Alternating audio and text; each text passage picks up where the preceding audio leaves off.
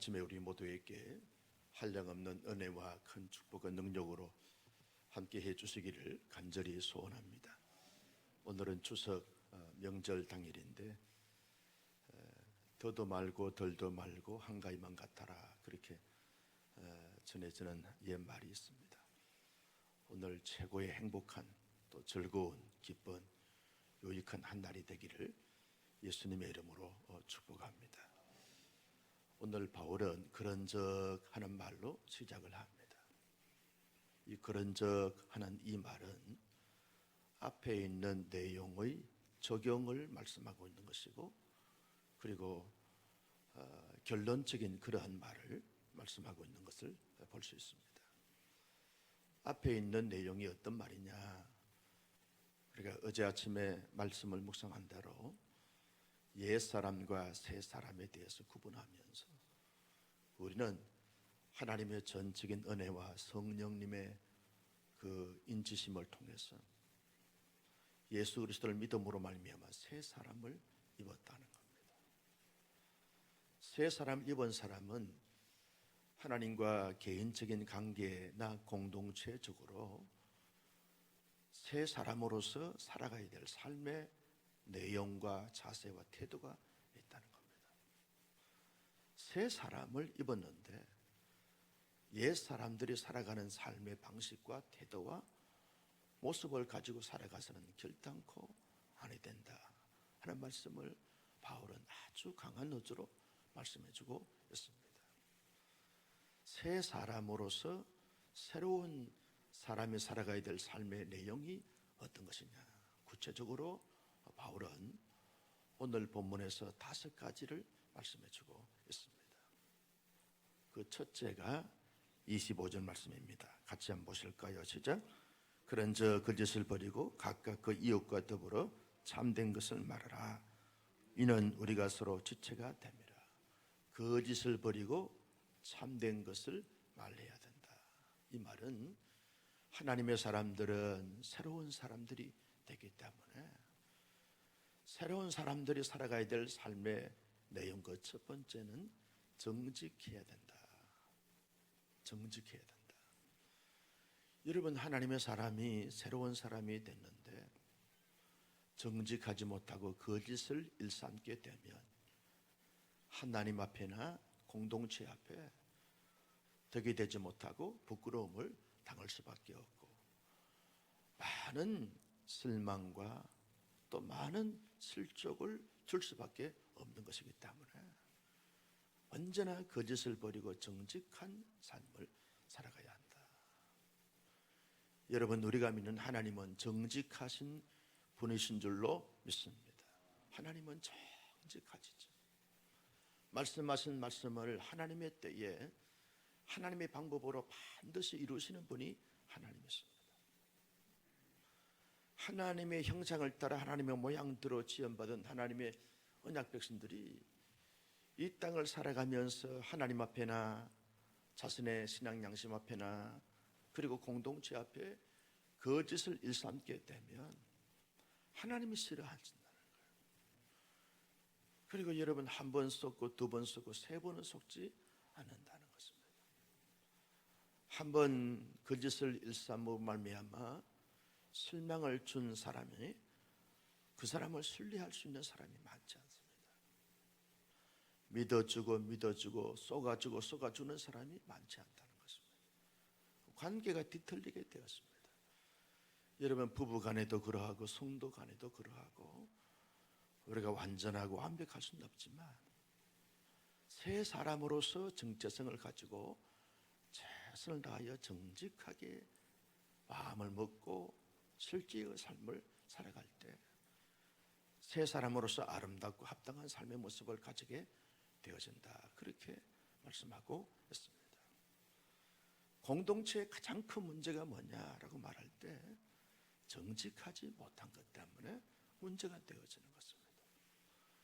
여러분, 목회자와 성도의 사이 속에 금이 가고 틈이 가는 이유가 뭡니까? 정직하지 못하고 진실하지 못하기 때문에 그러한 것입니다. 다락방 안에서나 팀 안에서나 교회 모든 기관 안에서 자꾸 불신 가지게 된 것은 정직하지 못하기 때문에 불신나는 것입니다. 그 사람 믿을 수 없는 사람이라고. 자꾸 거짓을 행하는 사람이고, 그러면 공동체가 사분오열될 수밖에 없습니다. 바울은 로마 지금 감옥에 있지 않습니까? 에베소 교회 성도들에게 정말 진심을 담고 하나님의 그 심정과 마음을 담고 그들에게 권면하고 권고합니다.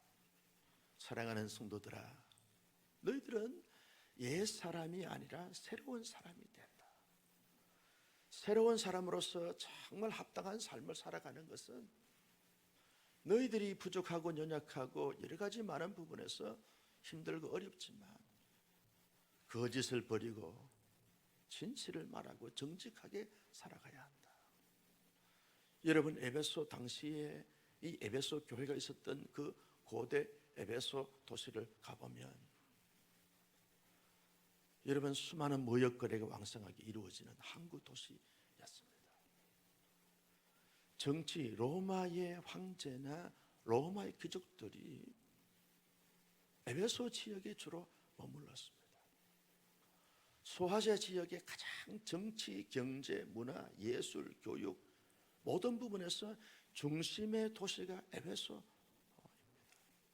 지금도 에베소에 가면 바닥이 길바닥에 다 자연 대리석으로 되어 있습니다. 모든 건물과 모든 이 극장들이 다 원형 대리석으로 되어 있습니다. 어떻게 그 옛날 에베소 도시가 이렇게 초화판이 될 수 있을까? 여러분, 그 고대 에베소 도시에 가보면 수제식 화장실이 있을 정도입니다. 자연 이 화장실이 있을 정도로 그렇게 모든 것이 앞서가 발달됐는데, 이런 고대 이 에베소 도시에 사람을 속이고 쏟고 하면서 성공과 출세를 달리고 있는 것입니다. 옛 사람들은 거짓을 일삼으면서 성공 출세를 향하여 가고 있지만 하나님의 사람으로서 새로운 사람은 언제나 정직하고 진실한 모습을 가지고 살아가야 하나님의 사람으로서 아름다운 삶을 살고 합당한 삶을 살게 되고 공동체를 세울 수 있는 것이다. 바울이 이렇게 말한 이유는 에베소 당시의 사람들의 삶이 결국 거짓을 일삼으로 말미암아 성공 출세하는 이런 문화가 자연스럽게 몸에 배어져 있다는 거예요. 익숙해져 있고 습관화되어져 있다는 것입니다. 여러분, 사람이 습관화되어져 있는 것이 얼마나 무서운지 모릅니다. 이런 습관을 버리고 거짓을 말하고 거짓을 행하는 것을 습관화되어진 이것을 버리고 정직을 말하고 진실을 말하고 진실한 삶을 산다는 것이 결코 쉽지 않는 거죠. 그래서 바울이 새로운 사람을 입은 사람들은 반드시 거짓을 버려야 된다.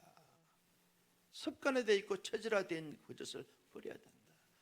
그러면서 언제나 진실과 정직을 추구하는 이러한 삶을 살도록 노력하고 애쓰고 힘써야 한다. 그렇게 말씀해 주고 있습니다. 두 번째, 새로운 사람들이 살아가야 될 삶의 내용이 뭡니까? 26절, 27절 말씀 다 같이 볼까요? 시작. 분을 내어도 죄를 짓지 말며 해가 지도록 분을 품지 말고 마귀에게 틈을 주지 말라. 여러분, 사람이 사람과 관계성을 갖다 보면 내 마음에 충족을 주거나 만족을 주는 이런 사람이 별반 없지요. 미국의 유명한 영화배우 커플이, 남자 영화배우가 70이 넘었는데 딸이 3명인데도 불구하고 여러분, 이혼을 선언했습니다. 세계의 최고의 결혼식을 올렸던 인기스타 영화배우 커플이 남자가 70이 넘었는데 이혼을 선언했습니다. 이유가 뭘까요? 분을 품고 화를 품으면서 이것을 그때그때마다 소화시키지 않고 떨쳐버리지 않고 해소해지지 않음으로 말미암아 쌓이고 쌓이기보다는 이제는 더 이상 살 수가 없다는 거예요. 그래서 여러분, 결국 가정이 파괴되고 가정이 무너지게 되어지는 이러한 소식을 매스컴에서 이렇게 알리고 있습니다. 여러분, 살다 보면 때로는 사람이 완전하지 못하고 완벽하지 못하고 충족을 다 줄 수 없기 때문에 여러분, 화를 품고 분노를 품을 수밖에 없는 거죠. 가정 안에서도 그러하고 교회 안에서도 그러합니다. 관계를 갖다 보면 나도 부족하고 그도 부족하기 때문에 화가 나고 분이 치밀어 오를 수 있습니다.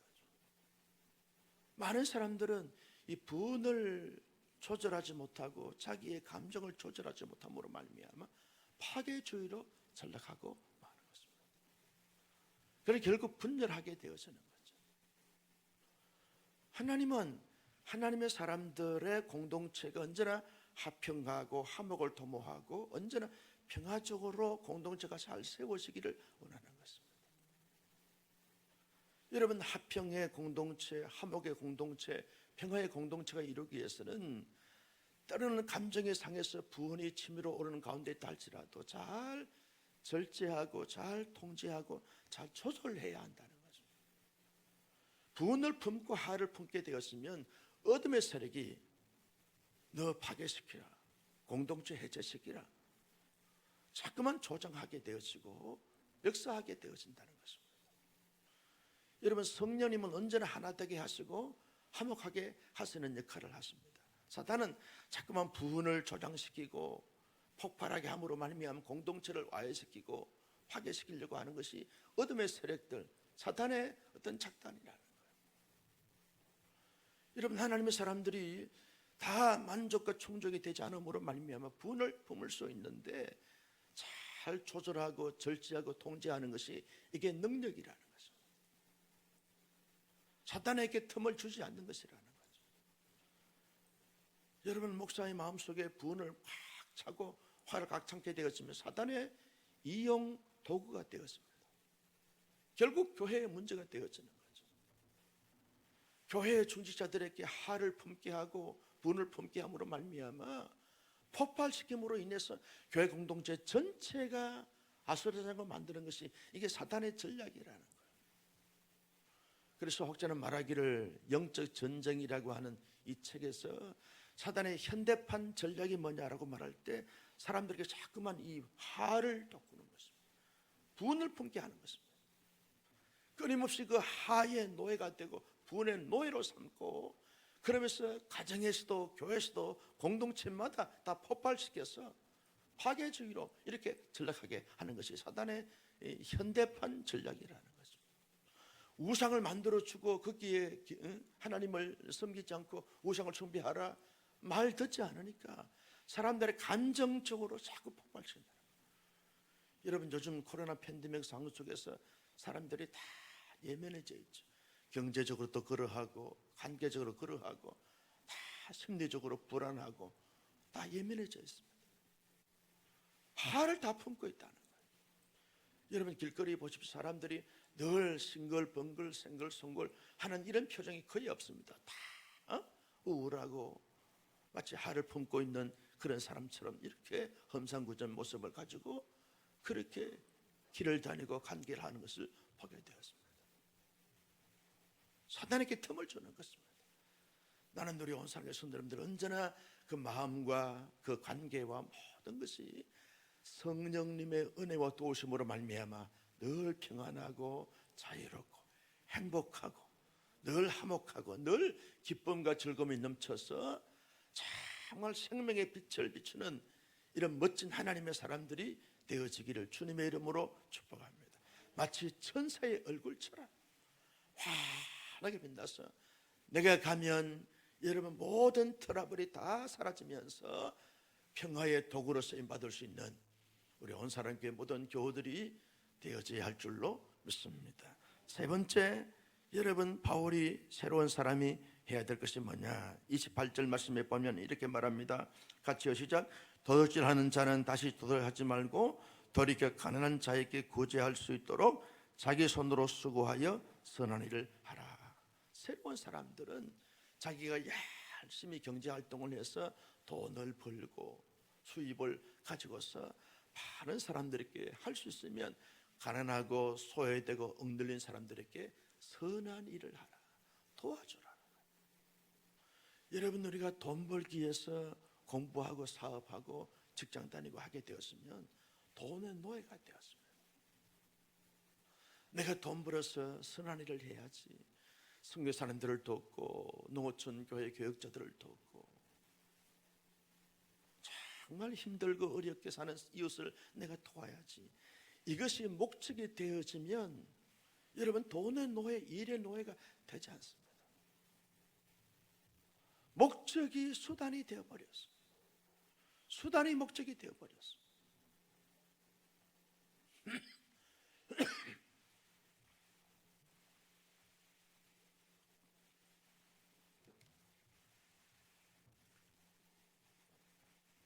그래서 공동체마다 문제가 되어지는 것입니다. 수단은 수단일 뿐입니다. 평생을 가도 자기가 수입을 가지고서 이웃을 돌아보지 못하고 선교사님들이나 농어촌 교회 목회자들이나 정말 필요한 사람들에게 도움을 드리지 못하는 부분들이 많습니다.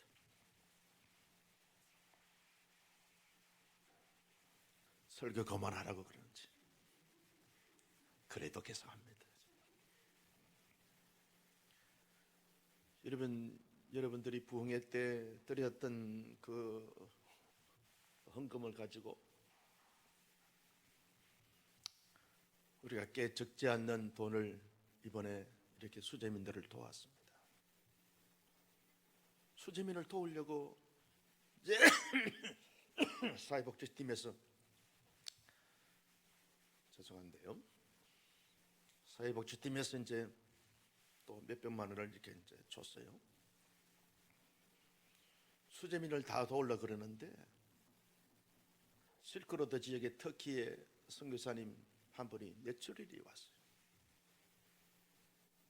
완전히 반신불수가 된 거예요. 우리 교회에서 파송한 윤성아 선교사님이 실크로드 지역의 이제 지부장이 됐는데, 제가 이제 GM에서 우리 교단 선교회 실크로드의 지역위원장이 됐어요.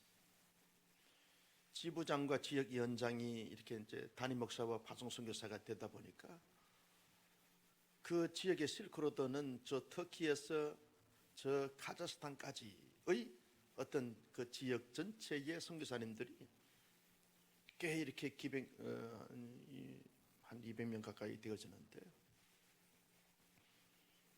이분들을 이제 우리가 이제 지원해주고 도와주고 이렇게 이제 이 커버를 해줘야 될 이런 이제 부분들인데, 터키의 선교사님이 뇌출혈을 갑작스럽게 와가지고 거의 이렇게 희망이 없는 그런 상태에 이제 됐다고. 그래도 병원에 입원해서 치료를 해야 되니까 모금을 하는 거예요. 선교사님들이 선교사님들 이제 돕기 위해서 모금을 하는 것입니다. 20만 원, 100만 원 뭐 이렇게 모금을 하는 거예요. 윤성아 선교사님이 연락이 왔어요. 목사님이 지역위원장이시니까 좀 이렇게 도움이 됐으면 좋겠습니다. 그래. 보고를 받자마자 거기에서 말이죠, 이렇게 얼마를 떼가지고 바로 우리 재정부를 통해서 입금을 좀 시켜드리라. 입금을 시켜드렸습니다. 여러분, 우리가 도움이 필요한 사람들이 얼마나 많은지 몰라요. 도움이 필요한 사람들에게 우리가 내가 쓸 거 다 쓰고 내가 누릴 거 다 누리고 절대 도와주지 못합니다.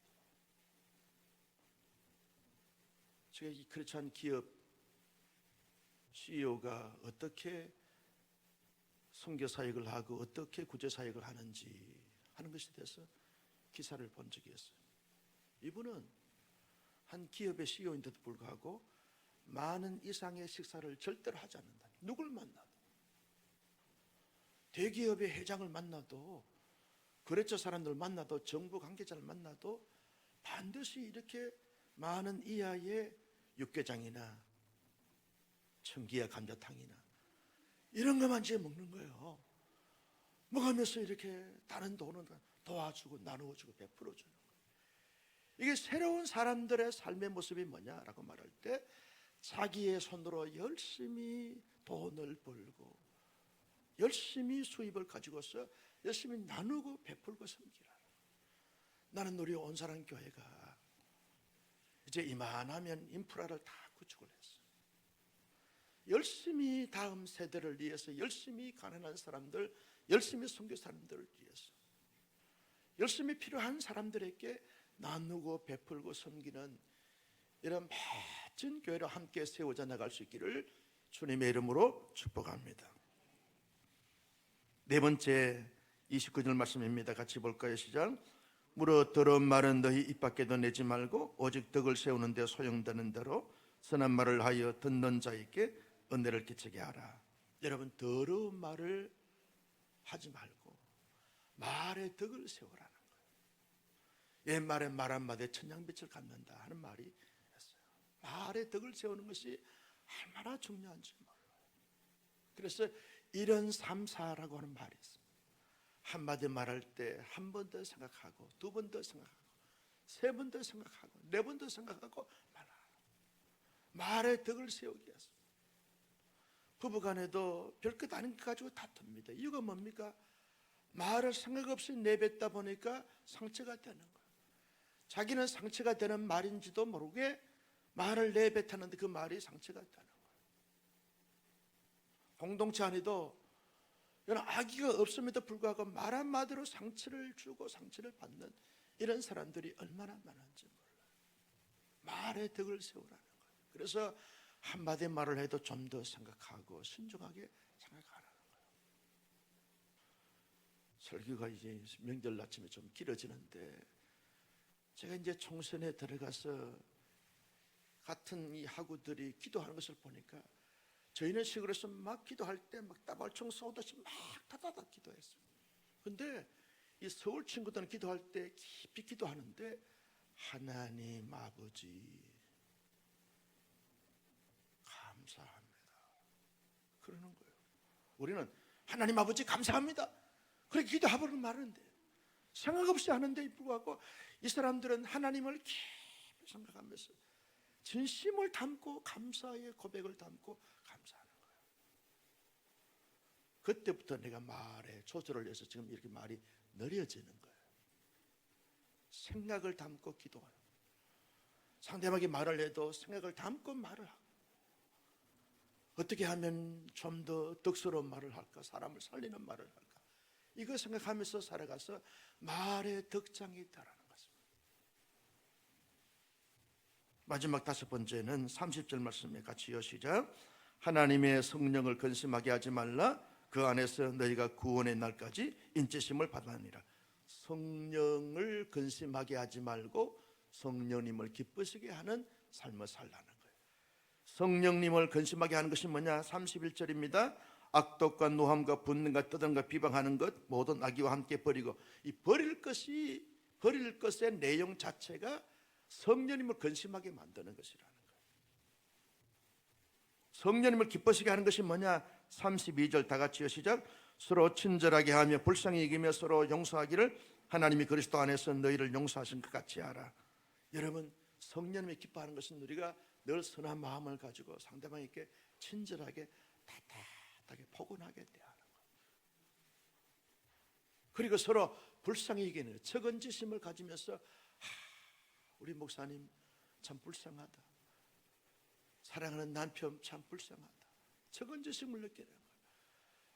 열심히 음식을 준비한 아내를 보니까 참 측은하다, 불쌍히 여긴다. 부정적인 차원이 아니라 긍정적으로 거기에서 마음을 주는 것입니다. 동정을 가는 거죠. 사람들이 그렇게 말합니다. 당신 뭐 했다고 그렇게 피곤해? 이건 말이죠, 성령님을 근심하게 만드는 것입니다. 친절하게 따뜻하게 불쌍히 여기면서 서로 도와주면서 서로 용서하면서 서로 용납하면서 서로를 이해하면서 서로 축복하면서 살아가는 것이, 이게 성령님을 기쁘시게 해드리는 것입니다.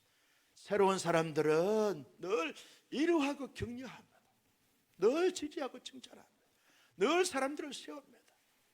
이상하게 여러분, 악독과 노함과 분냄과 떠드는 것과 비방하는 것. 우리 성도들이 주의해야 될 것이 뭐냐 하면 자꾸 남을 말하게 되고 흠남하게 되고 비방하게 되고 비난하게 되고 비평하게 되는데, 자기는 제대로 한 것이 없음에도 불구하고 조금이라도 다른 사람들의 티를 보면서 막 비방하고 헐뜯고 모함하고 난도질을 하고, 자기 눈에 덜보를 봐야 되는데 상대방의 티를 보면서 비난하는 어리석은 사람이 됐으면 결코 안 된다는 거죠. 여러분, 우리 모두는 다 하나님의 형상을 따라 하나님의 모양대로 지음받은 하나님의 거룩한 존재이기 때문에 모든 사람들을 볼 때마다 내가 예수 축복하고 기도하고 섬기고 사랑하고 내가 잘 도와주고 세워줘야 될 사람이구나, 이 마음을 가지고 모든 사람들을 세우는, 여러분, 상대방의 입장에 서보지 않으면 상대방에 대해서 말해서는 안 됩니다. 그래서 우리는 기다려주고 지지해주고 칭찬해주고 축복해주고 아멘할 때까지 할 거예요. 그래서 우리로 말미암아 행복해지는 사람들이 점점 더 많아질 수 있는 은혜와 축복이 넘쳐나기를 주님의 이름으로 축복합니다. 어떠한 상황이 온다 할지라도 옛 사람들의 살아가는 옛 구습 자체를 벗어버리고 새로운 사람이 되었으니 새 옷을 입고 새롭게 삶을 살아가 새로운 세상을 만들어가는 우리 모두가 될 수 있기를 주님의 이름으로 축원합니다.